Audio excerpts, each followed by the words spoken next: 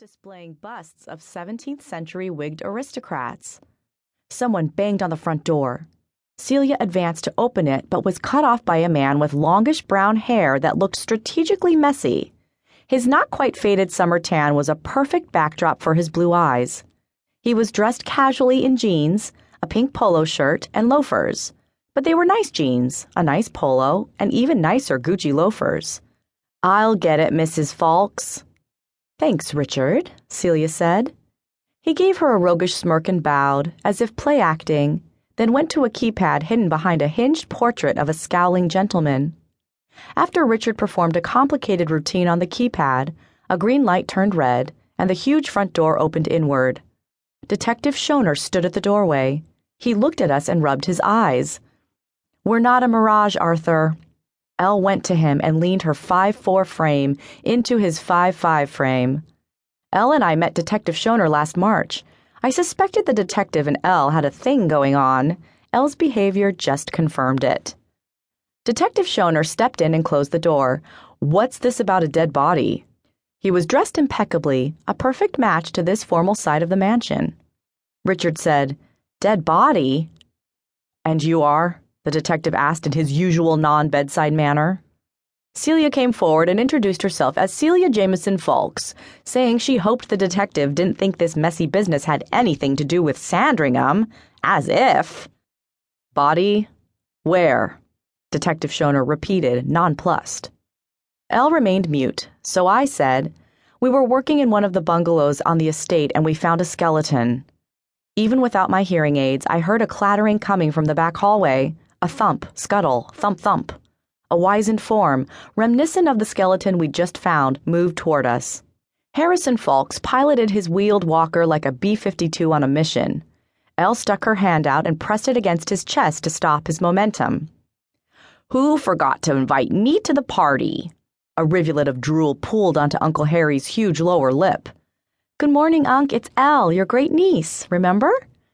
Harrison Falks's milky eyes looked her over from head to toe. Then he smiled. "Little elf. Did you hear the one about the basset hound and the bullfighter?" Elle looked dumbfounded. He glanced around the foyer. "Anyone?" Celia said, "For God's sake, Harrison, your stupid jokes will be the death of me." Uncle Harry took one of his hands off the walker and waved it in the air. He started to teeter, so I grabbed the walker to keep it from rolling out from under him. Richard, who I assumed was some kind of butler, major domo, and nothing like the regal Carson from Downton Abbey, shoved me aside. "I've got him." "Come on, you bunch of nincompoops. What's your answer?"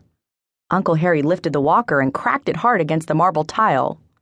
Richard jumped and went to stand behind Celia. I was able to read his lips when he whispered, "Who's the nincompoop?" "Hey, sir," I said. "Call me Uncle Harry, young lady." "Uncle Harry, it's Meg. I met you last week when Elle brought me here for tea." "I'm stumped. Please tell me, what's the difference between a basset hound and a bullfighter?" Uncle Harry stood perfectly still. He opened his large mouth and started to wail. His upper dentures separated from his gums and fell to his lowers. He mumbled with tear-filled eyes, "I don't know. I just don't know. What's the answer? Tell me." I couldn't stand to see him so distressed, so I fudged it. "A basset hound is a dog, and a bullfighter is full of bull." He readjusted his teeth. "Yes, that's it. By Jove, you've got it." He closed his mouth and scooted toward the rear hallway. To my astonishment, he touched a section of mahogany paneling and the wall slid open. After a few clanks with the walker, he disappeared inside an elevator and the panel slid back in place. Celia said, "Where the hell is that nurse of his? Why do we pay her such an exorbitant salary? She can't even keep track of him." A curvaceous woman, looking the opposite of any nurse I'd ever seen, sauntered down the ornate winding staircase with a tray in her hand. "Nurse, there you are." Celia walked to the bottom step. "Are you going to keep tabs on my husband or just let him roam about willy-nilly?" Nurse's hair was long and wavy, in a striking shade of russet. Despite the fact she looked to be around 40, her huge breasts looked perky beneath her sweater. He took the elevator